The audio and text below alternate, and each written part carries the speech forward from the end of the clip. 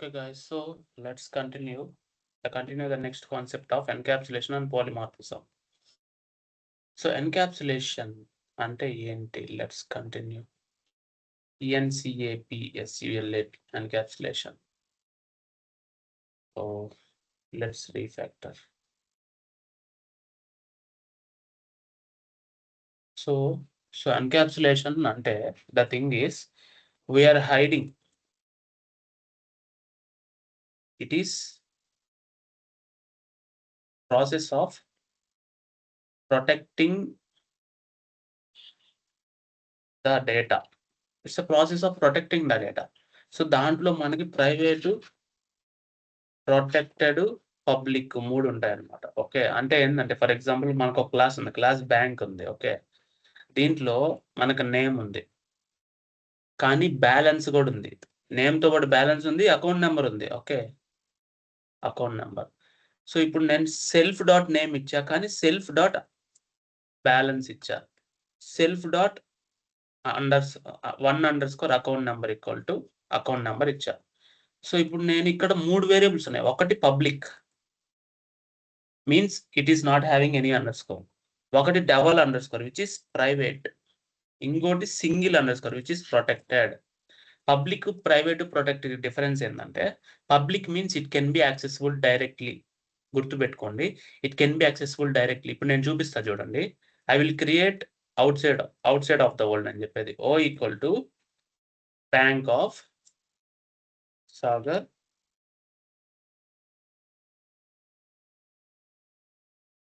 ఇలా అనుకోండి. సో ఇప్పుడు నేను డైరెక్ట్‌గా ఓ డాట్ నేము, ఓ డాట్ బ్యాలెన్స్, ఓ డాట్ అకౌంట్ నంబర్ ఈ 3 నేను యాక్సెస్ చేస్తున్నా. ఏమవుతది? ఓ డాట్ నేము, ఓ డాట్ అకౌంట్ నంబర్ యాక్సెప్ట్ అయింది. కానీ బ్యాలెన్స్ మాత్రం యాక్సెప్ట్ అవ్వట్లేదు. So balance is private means only within the class. అంటే బయటికి రాదది. బ్యాలెన్స్ అనేది మనము దానికి ఒక ఫంక్షన్ క్రియేట్ చేసి డిస్‌ప్లే ఇన్ఫో అని క్రియేట్ చేసి బయట వాళ్ళకి మనం యాక్సెస్ ఇవ్వలేము దాన్ని. Okay. Self dot balance. I can display the balance, but I cannot show you. I can display the balance, but I cannot give you the balance access. Direct గా నా చేతి రిమోట్ నేను నీకు ఇవ్వలేను.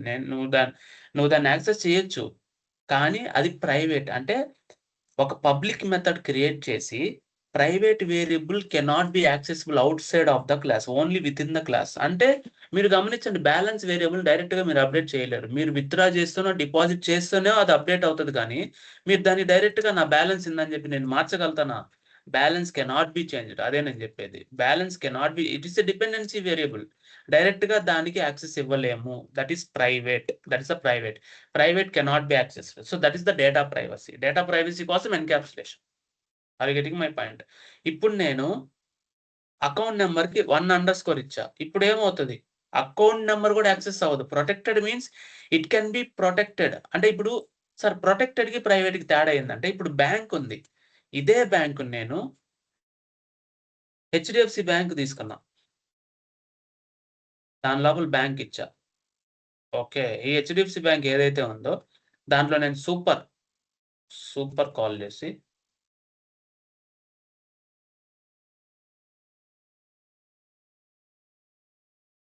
నేము, బ్యాలెన్స్, అకౌంట్ నంబర్ ఇస్తా. So ఇదే ఇప్పుడు నేను హెచ్‌డిఎఫ్‌సి బ్యాంక్ తీసుకుంటే చూడండి, నేమ్ నేను ప్రింట్ చేసుకోగలిగా. అగైన్ మళ్ళా ఓ డాట్ చూడండి, ఇప్పుడు డిస్‌ప్లే నేను ఒకటి ఇస్తా. ఇప్పుడు నేను self dot underscore double balance ఇవ్వగలుగుతానా? చూడండి ఇప్పుడు ఏమవుతదంటే ఈ బ్యాలెన్స్ అనేది నేను ప్రింట్ చేస్తా. మీకేమొస్తదో చూడండి కావాలంటే. ఇక్కడ ఏమవుద్దంటే బ్యాలెన్స్ అనేది లేదు. Balance cannot B acceptable. Balance అంటే ఏంటి? ఓన్లీ బ్యాంక్‌లోనే బ్యాలెన్స్ ఉంటది గానీ హెచ్‌డిఎఫ్‌సి బ్యాంక్‌లో రాదు. ఎందుకంటే balance is an attribute variable for the bank. అంటే బ్యాంక్ అనే క్లాస్ లోపల ప్రైవేట్ అది. కానీ అకౌంట్ నంబరు ప్రొటెక్టెడ్ అంటే ఇప్పుడు హెచ్‌డిఎఫ్‌సి బ్యాంక్ అంటే ఏంటి? Child class. బ్యాంక్ అంటే పేరెంట్ క్లాస్. అంటే protected variable can be accessible in the child class. అది నేను చెప్పేది. protected variable can be accessible in the child class, but private variable cannot be accessed. So protected అంటే ఎంతవరకు వాడొచ్చు, వేరే క్లాసులు బయట వాడొచ్చు. ఎప్పుడు ఆ క్లాస్ని ఈ క్లాస్ ఎక్స్టెండ్ చేసి ఇది చైల్డ్ క్లాస్ అయితేనే ప్రొటెక్టెడ్ యాక్సెప్ట్ చేయగలదు. So that is the protection will be available for only the parents, children and their family. ఇప్పుడు బ్యాంక్ అనేది పేరెంట్ అయితే హెచ్డిఎఫ్సి బ్యాంక్ అనేది చైల్డ్, కాబట్టి ప్రొటెక్టెడ్ వేరియబుల్ వాడగలరు, లేదంటే వాడలేరు. పబ్లిక్ అన్నిట్లో వాడొచ్చు, డైరెక్ట్ గా కూడా యాక్సెస్ చేయొచ్చు. కానీ private with in the class, protected with in the inherited chain. అంటే ఇప్పుడు పేరెంట్ క్లాస్ అనేది బ్యాంక్ అయితే, చైల్డ్ క్లాస్ అని హెచ్డిఎఫ్సి బ్యాంక్. ఇది ఇన్హెరిటెడ్ చైనే కదా, అంటే బ్యాంక్ ని హెచ్డిఎఫ్సి బ్యాంక్ అనేది ఇన్హెరిట్ చేసింది, అంటే సింగిల్ ఇన్హెరిటెన్స్ ఉంది కాబట్టి ప్రొటెక్టెడ్ మీరు యాక్సెస్ చేయగలుగుతాం, లేదంటే యాక్సెస్ చేయలేరు. Remember that is the protected, private and public అంటే మొత్తం అందరు వాడొచ్చు. So that is the concept of encapsulation for the data privacy. దాని గురించే మీరు మెటీరియల్లో చదువుతారు అనమాట. Okay, will be doing the control access to able to access it or not. So దానికి డబుల్_, సింగిల్_, దాని గురించి మొత్తం చెప్పా. You can able to practice it. Okay, this is fine. Next I'm closing this. Next పోలిమార్ఫిజం EXP. So పోలిమార్ఫిజం అంటే many అనమాట.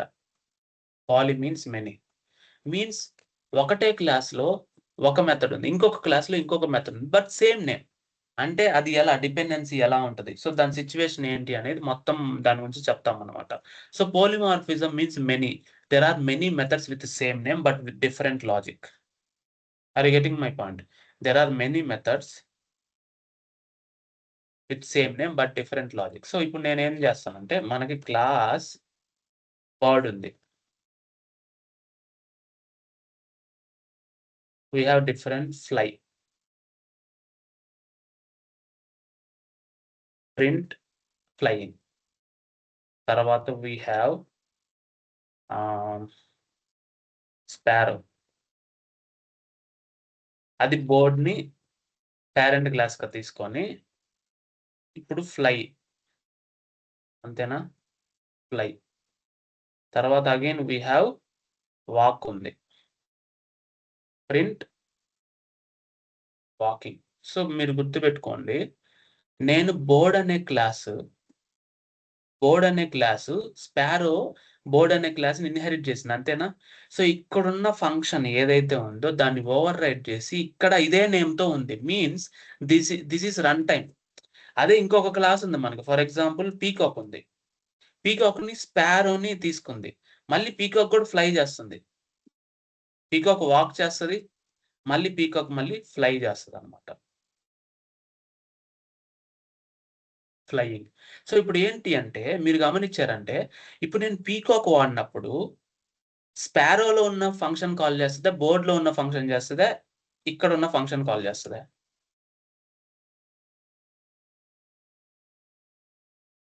అర్థం, ఇక్కడ ఉన్న ఫంక్షనే కాల్ చేస్తుంది. That is run time polymorphism అంటాం. చూడండి, ఇప్పుడు నేను ఓ ఈక్వల్ టు పీకాక్ అని కాల్ చేసినప్పుడు ఓ డాట్ ఫ్లై అని కాల్ చేస్తే మనకి ఏ ఫ్లై కాల్ అవుతుంది, ఇది కాల్ అవుతుందా, అదే వాకింగ్ అని పెడతాం. వాకింగ్ అని నేను కాల్ చేస్తే నాకు ఈ మెథడ్ కాల్ అవుతుందా, ఇది కాల్ అవుతుందా, లేదంటే ఇక్కడ ఏదైనా ఉంటే కాల్ అవుతుందా? ఇది మాత్రమే కాల్ అవుతుంది. ఎందుకు? The reason is that is run time పోలిమారిజం.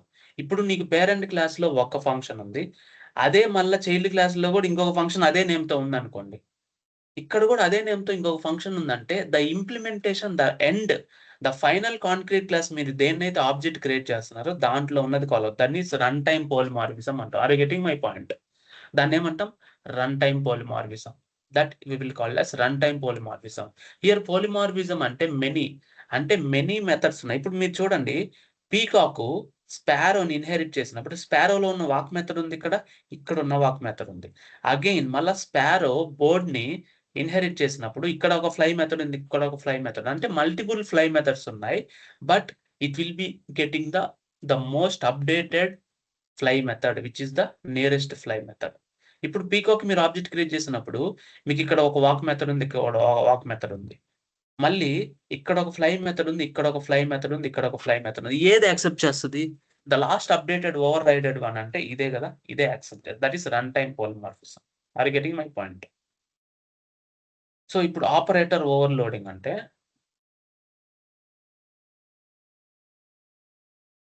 Operator overload అంటే for example I have a point. So నాకు ఒక పాయింట్ ఉంది, డెఫ్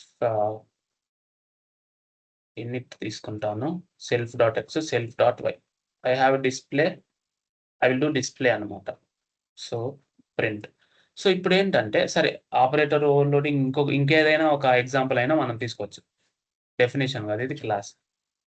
నేను ఇప్పుడు ఒక వెక్టార్ అనే క్లాస్ తీసుకుంటా.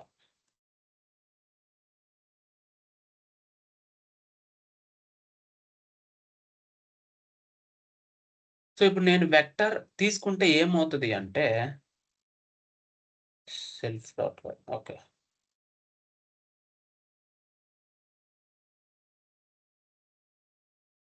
ఓ equal to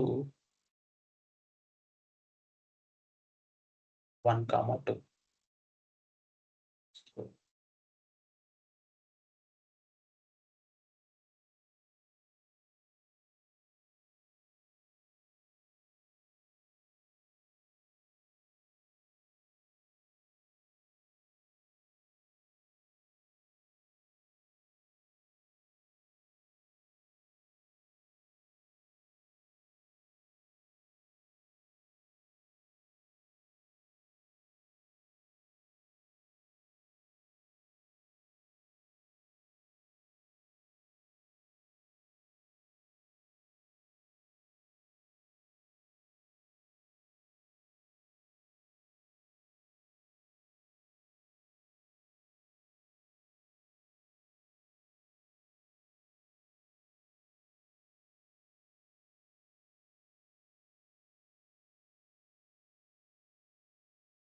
O dot add, O dot add,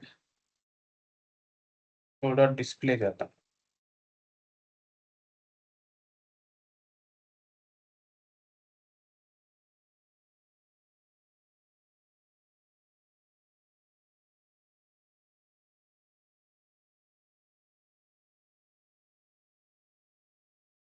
so ఇక్కడ పాయింట్ ఏంటంటే ఆపరేటర్ ఓవర్లోడింగ్ అంటే ఇక్కడ మనం ఒక పాయింట్ అనే ఒక క్లాస్ తీసుకున్నాం.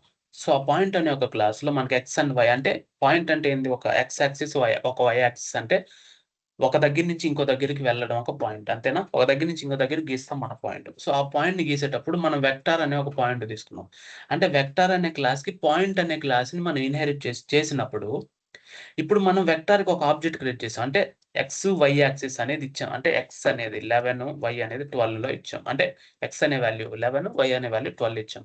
సో దాన్ని we are adding to a vector. అంటే అదే వెక్టార్‌కి మనం యాడ్ చేస్తున్నాం. అంటే అదే ఆబ్జెక్ట్‌ని దానికే అంటే ఇంకొక ఆబ్జెక్ట్ లాగా మనం అస్యూమ్ చేసుకొని we are overloading the plus operation. అంటే ఇది రియల్ టైమ్‌లో మీకు అర్థం కాకపోవచ్చు కానీ దిస్ ఈస్ లైక్ ఇప్పుడు ఒక సినారియో తీసుకుందాం. మీరు ట్రేడ్ మార్కెటింగ్ చేస్తున్నారు. లేదా స్టాక్ మార్కెట్ చేస్తున్నారు. సో అప్పుడేమవుతదంటే గ్రీన్ క్యాండిల్, రెడ్ క్యాండిల్ ఎలా అయితే ఉంటాయి పాయింట్స్ అనమాట. X axis, y axis. So it is deciding the position అనమాట. అలా పొజిషన్ డిసైడ్ అయ్యేటప్పుడు ఇంకొక పాయింట్ బేస్ చేసుకొని వి ఆర్ యాడింగ్ ఇట్. అంటే you are overriding the add operation with another x value, with another y value అనమాట. దాన్ని add చేసే ప్రాసెస్‌లో వి ఆర్ ఓవర్‌లోడింగ్. దీన్ని ఆపరేటర్ ఓవర్‌లోడింగ్ అంటారనమాట. అంటే ఇప్పుడు addition of operation of a, b బదులు you are adding vector to another vector with y to y and x to x అనమాట. ఫైనల్లీ దాన్ని డిస్ప్లే చేసినప్పుడు డిస్ప్లే ఫంక్షన్ ఇక్కడ ఉంది. అంటే you are getting the property from point and you are displaying it. Because display function ఇక్కడ ఉంది కాబట్టి ఈ డిస్ప్లే ఫంక్షన్ మనం వెక్టార్‌కి కూడా వస్తది. సో దానికోసం మీరు ఒక ఎగ్జాంపుల్ తీసుకుంటే 22, 24 అంటే దానికై అదే యాడ్ అయింది. మీరు అర్థమైంది కదా!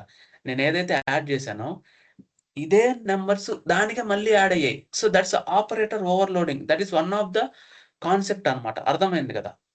So that is one of the concept. అది నేను మీకు చెప్తే ఎగ్జిక్యూట్ అయిన తర్వాత you can get some clarity. But still that is one. Duck typing and dependency injection అంటే ఇందాక మనం పోలిమారిజంలో ఏమనుకున్నాము డక్ టైపింగ్ అంటే there is a dependency. For example bird అనేది ఫ్లై అవుతుంది. బట్ స్పారో అనేది ఏమవుతుంది? ఫ్లై అవుతుంది, వాక్ చేస్తుంది, బోత్ చేస్తుంది. Anything nobody will do both. అంటే ఇప్పుడు చేప నడవలేదు. కానీ కొన్ని మ్యామల్స్ నడవగలవు, స్విమ్మింగ్ చేయగలవు. ఈవెన్ హ్యూమన్ అయినా సరే కెన్ డూ బోత్ అన్నమాట. That is the duck typing. I am acting as flying and I am also acting as walking. That is duck typing. దీంట్లో మీరు డిపెండెన్సీ ఇంజెక్షన్ అంటే ఏంటి అంటే for example we have a class SMS service. SMS సర్వీస్‌లో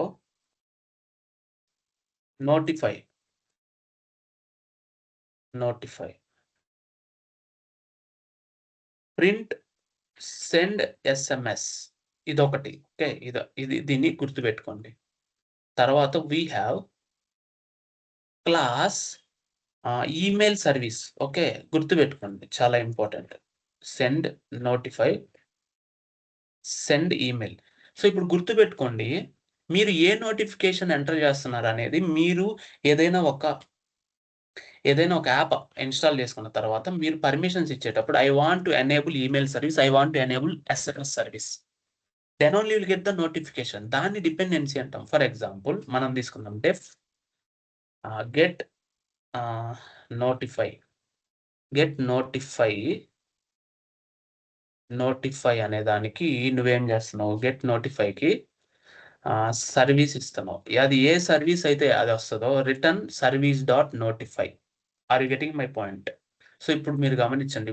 equal to నేనేం చేస్తున్నా, ఈ notify అనే ఫంక్షన్‌కి నేనేం చేస్తున్నా, I am sending SMS service. అంటే I am sending a dependency directly for that. ఇప్పుడు నేను OBJ1కి ఏం చేస్తున్నాను? Again get notify of email service. ఇప్పుడు మీరు గమనించండి. మీరు ఓని ప్రింట్ చేస్తే ఏమొస్తది? ఓబీజేని ప్రింట్ చేస్తే ఏమొస్తది? Both are different. చూడండి. ఒకటొచ్చి సెండింగ్ ఎస్ఎంఎస్, ఒకటొచ్చి sending email. Are you getting my point? ఒకటొచ్చి సెండింగ్ ఎస్ఎంఎస్, ఇంకోటొచ్చి సెండింగ్ ఈమెయిల్. చూడండి. సో, కానీ మనం కాల్ చేసింది ఇదొక్క మెథడ్‌నే. కానీ మనం ఇచ్చే సర్వీస్ వేరు. That is the dependency. అర్థమైందా? Dependency means it is a process of giving the reference. అంతేనా? మనం ఏ క్లాస్‌ని ఇనిషియలైజ్ చేస్తున్నాం అనేది. అంటే ఇప్పుడు ఫర్ ఎగ్జాంపుల్ ఇక్కడ మనం ఈమెయిల్ సర్వీస్‌ని ఇన్‌పుట్‌గా పంపిస్తున్నాం ఈ మెథడ్‌కి. అప్పుడు ఏమవుతది? ఈమెయిల్ సర్వీస్ ఏదైతే ఉందో దాన్ని కాల్ చేసినప్పుడు email service notify method call అవుద్ది. ఇక్కడ మీరు ఎస్ఎంఎస్ సర్వీస్‌ని పంపిస్తున్నారు. అంటే ఈ మెథడ్‌కి, ఈ ఫంక్షన్‌కి మీరు ఎస్ఎంఎస్ సర్వీస్ ఆబ్జెక్ట్ పంపిస్తే డైరెక్ట్‌గా ఇలా కాల్ చేసి మీరు ఆబ్జెక్ట్ పంపించినట్టే. అర్థమైందా? అంటే మీరు ఓబీజే ఈక్వల్ టు ఇలా మీరు ఈ ఓబీజే పంపించినా ఒకటే. లేదంటే డైరెక్ట్‌గా ఇది పంపించినా ఒకటే. Are you getting my point? That finally it will create an object right? అప్పుడు సర్వీస్ ఆబ్జెక్ట్ ఈమెయిల్ సర్వీస్‌ది కాబట్టి ఈమెయిల్ సర్వీస్‌లో నోటిఫై పంపిస్తది. ఒకవేళ మీరు ఈమెయిల్ సర్వీస్ పంపిస్తే ఈమెయిల్ సర్వీస్ నోటిఫై పంపిస్తది. ఒకవేళ మీరు ఎస్ఎంఎస్ సర్వీస్ ఆబ్జెక్ట్ పంపిస్తే ఎస్ఎంఎస్ సర్వీస్‌లో నోటిఫై కాల్ అవుతుంది. That is dependency injection. Dependency injection is the process of providing the dependent reference of a class which you want to invoke dynamically. Dynamically మీరు ఏదైతే పంపిస్తారో అదే కదా ఇన్వోక్ అవుద్ది. మీరు ఇక్కడ ఎస్ఎంఎస్ సర్వీస్ పంపించారు, ఇక్కడ ఈమెయిల్ సర్వీస్ పంపించారు. That's your choice. Are you getting my point? So, ఆ విధంగా మీరు ఏదైతే పంపిస్తారో according to that will be invoked. That is the dependency injection. Are you getting my point? So, that is overall about abstraction, inheritance, encapsulation and form. Abstraction ante an implementation and getting the properties from another class, and inheritance getting the properties from one class to another class, single multi-level anni unnai. Encapsulation protection of data, polymorphism, and like there are many methods with the same name but with a different logic from child class to parent class, and dependency injection, operator overloading, and runtime polymorphism.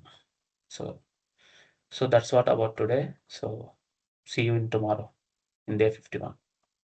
Practice well, assign